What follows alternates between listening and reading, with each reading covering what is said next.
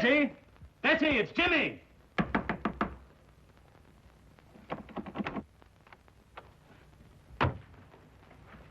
Mr. Durham, something's happened to Betty. Force the door open.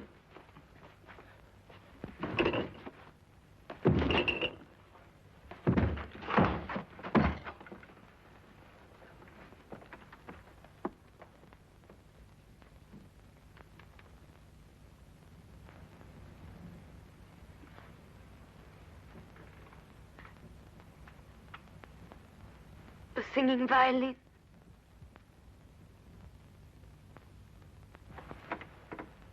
Betty, darling. The singing violin. It was here again. I saw it. I heard it. The singing violin. I heard it. Betty. I saw it.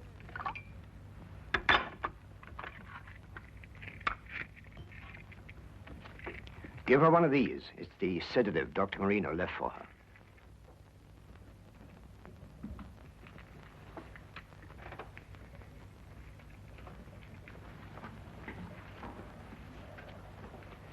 She will attend to my stepdaughter.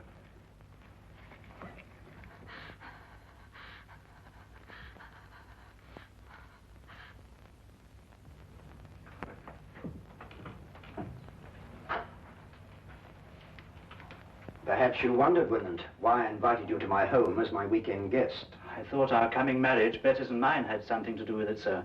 No. I wanted you to see for yourself why that marriage can never take place. I don't understand, sir. Are you blind, Willand? After what you've just witnessed, don't you realize that my stepdaughter is losing her mind? She never told me. Naturally. Dancing skeletons, headless men, and tonight, a singing violin. Surely, sir, it must be merely her imagination. Nightmares. But she insists the things that she sees are real. Positive proof of incipient dementia precox. I regret to have to tell you this, my boy. My doctor informs me that in a matter of weeks, if not days, Betty must be certified as hopelessly mad.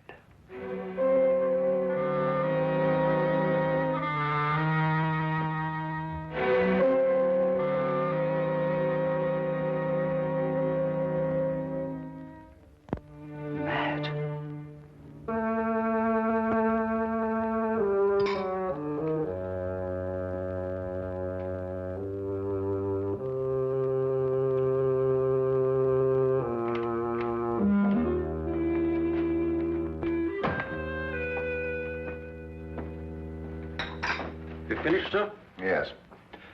Get out the Thompson file, Wilkins. You know that hatchet killer. Yes, sir. Mr. Holmes did a neat bit of work on that case, don't you think, sir? Might I remind you, Wilkins, that Scotland Yard also worked on that case? Yes, sir. What shall I do with the file, sir? Put it in the case's closed file, of course. Very good, sir. Crime seems to be falling off in London this week, sir. It's been a dull week. Yes, it's so dull, I'm going to do something about it. What, sir? I'm going to visit our old friend Sherlock Holmes. I've noticed that when we've got no crime, he has.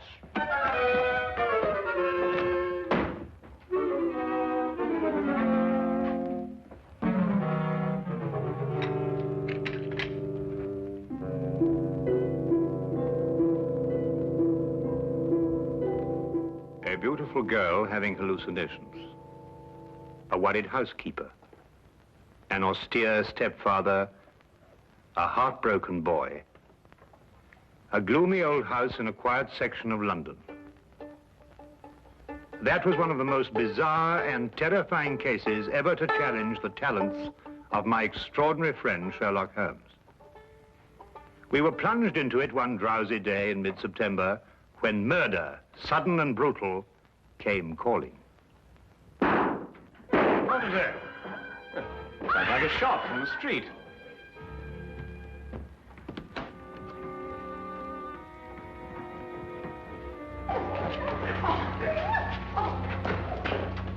Stand back there. Stand back, please. What's happened to your passenger? He's dead, sir. Dead? True enough. He's been shot. What's going on here? This man in the carriage, Inspector. Shot he was, sir. All right, let's stand back here, please. Stand back, please. Stand back. Let's move along here, please. Please. Stand back, please.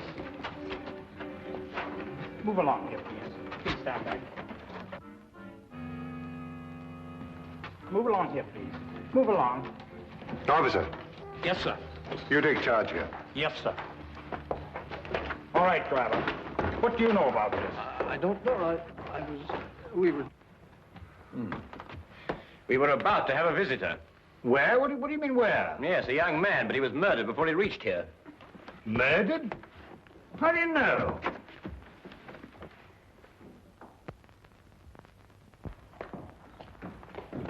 Let's move along, please. Move along. Fall over. Move along, please.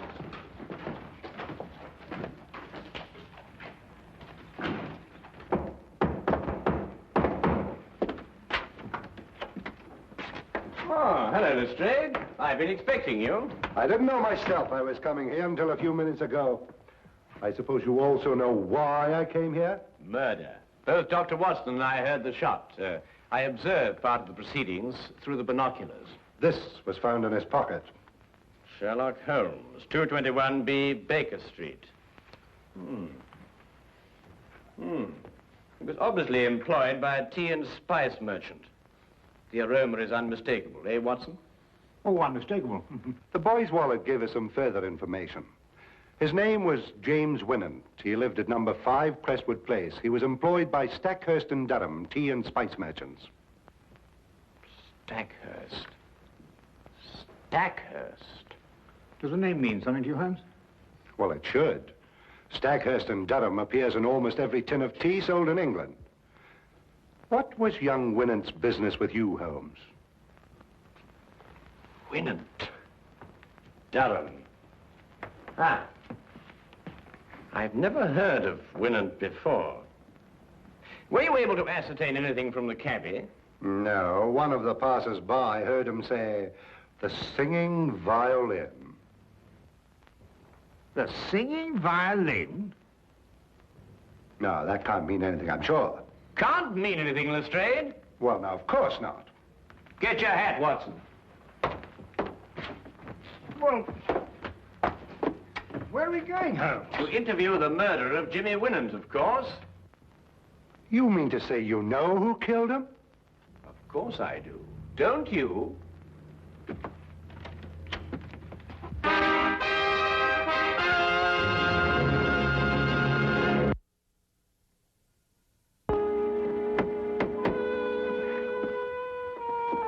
Might I inquire who lives in this dreary monument to great wealth? Guy Durham. Durham. Wasn't he one of the partners of the firm that employed young Winant? Yes, the only surviving member. Stackhurst died 15 years ago. Holmes, you said we were going to visit Winant's murderer. I did. Yes? Good morning. I'm Sherlock Holmes, and this is Dr. Watson. I'd like a word with Mr. Guy Durham. Here is my card. I'll tell him, for all the good it'll do. He left word he doesn't want to be disturbed. Come in.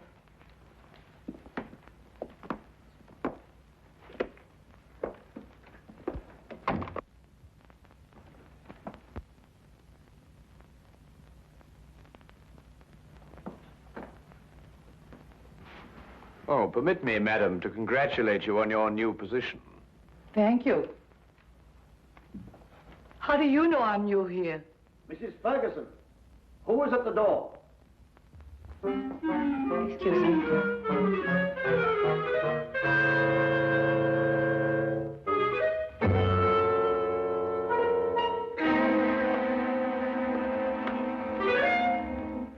How did you know? Well, she was unfamiliar with the position of the curtain cord. She obviously hasn't been employed here very long.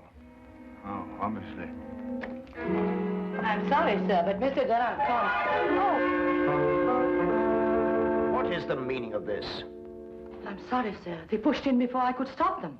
I must apologize for this intrusion, Mr. Durham, but it's imperative that I speak to you. Oh, very well. As long as you're here, what do you want? I take it you are Sherlock Holmes. At your service, sir. And this is my friend and colleague, Dr. Watson. Pleasure, sir. How do you do? Sit down. I regret to say that I am the bearer of bad tidings, Mr. Durham. Your prospective son-in-law was murdered not 2 hours ago. What? Winant murdered? But, Holmes... The engagement announcement of Miss Betty Durham and Mr. James Winant was published in the Times not 2 days ago. Mr. James Winant was on his way to see me when he was ambushed and shot. But what did he want to see you about? Don't you know Mr. Durham? No. Then perhaps Miss Betty, your stepdaughter, I believe. Yes, Betty is my stepdaughter. I adopted her when I married her mother. Perhaps she might be able to provide some information. I am sorry. I'm afraid I cannot allow you to see her. She has been in a highly overwrought frame of mind of late. Only this morning, under the advice of her doctor, I sent her away for a complete rest. Moreover, it is best under her present mental condition that she should remain in ignorance of Winant's death. Oh, that's most unfortunate. Probably the excitement of her forthcoming marriage brought on an emotional upset. Not only probably, Doctor, but true. And now, if you'll excuse me, I regret I cannot be of any more help to you. Oh, Mr. Durham, what is the name and address of your former housekeeper? Why do you ask? Well, housekeepers are rather hard to come by these days. If she hasn't already found a new position, I'd like to employ her. Oh, I prefer not to recommend my former housekeeper. I had to discharge her for theft. Good morning, gentlemen.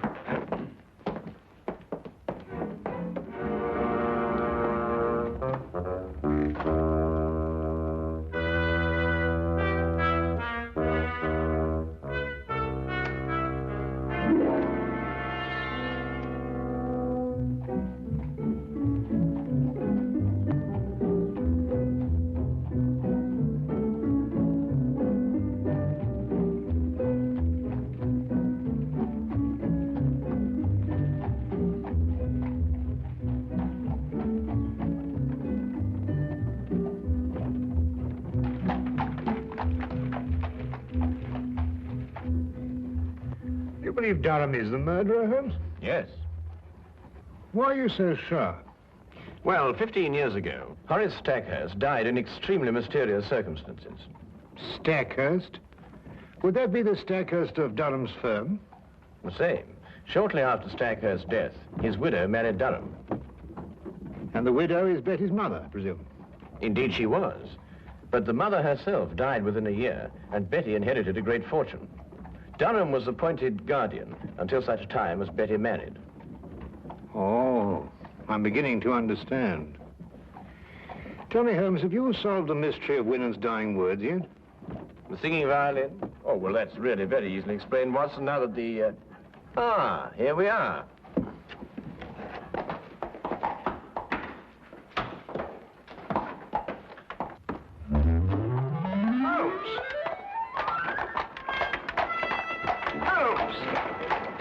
It was just like Holmes to leave me in the middle of an unfinished explanation, bursting with curiosity. But there was nothing I could do about it except wait for his return. I waited up for him until midnight, finally retired without seeing him. And when I awakened the next morning, he was already gone. I didn't see him again until shortly before 10 o'clock.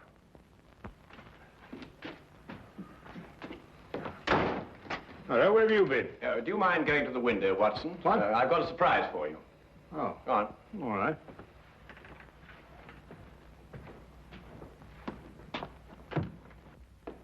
No, not yet, Watson. Now, turn around. Now, keep looking into the street. That's better. Now. Won't be a minute now. All right.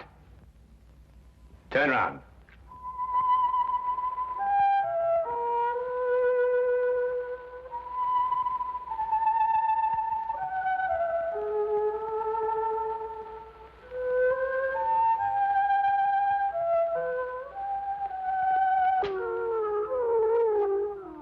Well, what?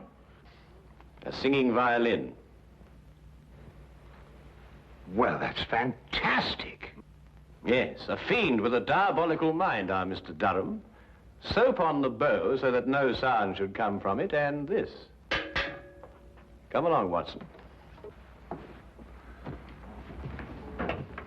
Where to? To complete a plan which this time only you can effect. Oh, really? After you.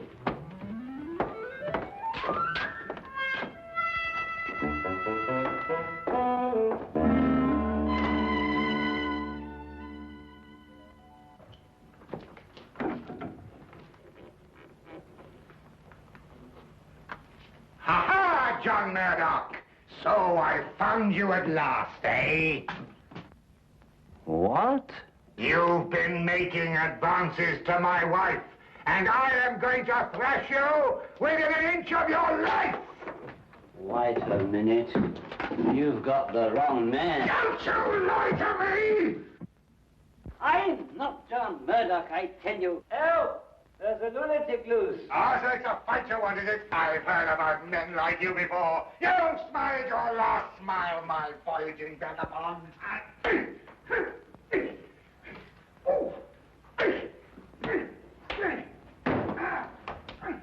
My answer is final, Durham.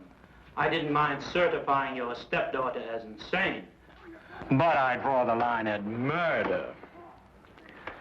If you want her killed, do it yourself. Very well, Marino. I will. But you will have to sign the death certificate. That I'll do. An overdose of morphia would be the best way. I'll prepare a hypodermic for you. She's under sedation now, and shouldn't give you any trouble. What room is she in? Number 4. Dr. Marino, help! Something's happening out there. Let it wait. Give me the hypodermic.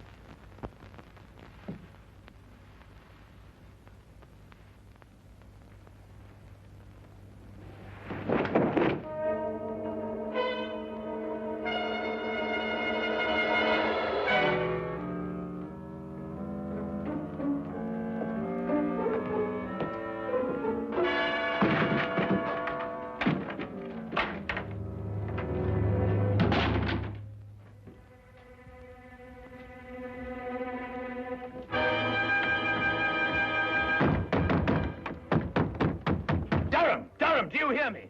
Don't dare touch that girl. Don't you dare touch her. Or by all I hold sacred, I'll kill you. Durham, do you hear me? Durham! Durham!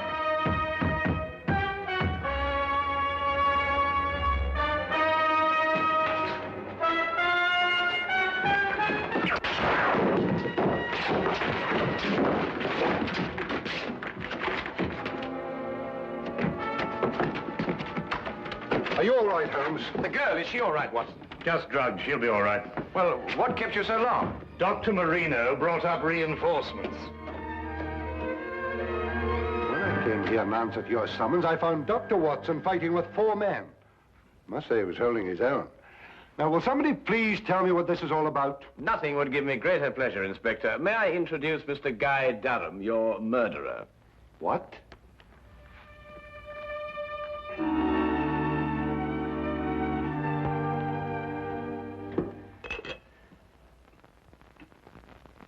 Well, of course, Watson. I knew Betty was in danger when Durham mentioned Marino. I met him before and knew he wasn't a doctor, but a charlatan. Tell me, Watson, how did Betty take the news of Jimmy's death? It came as a terrible shock to her, I'm afraid. Poor girl broke down completely. Well, she's young. She'll recover. And youth has a way of overcoming tragedy.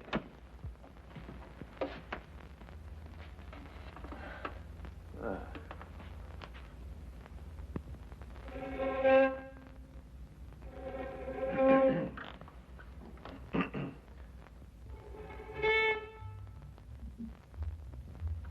Oh, confound it. I completely forgot that I soaped this bow. It'll be days before I can play again. Really? A wonderful invention, soap. Has so many uses.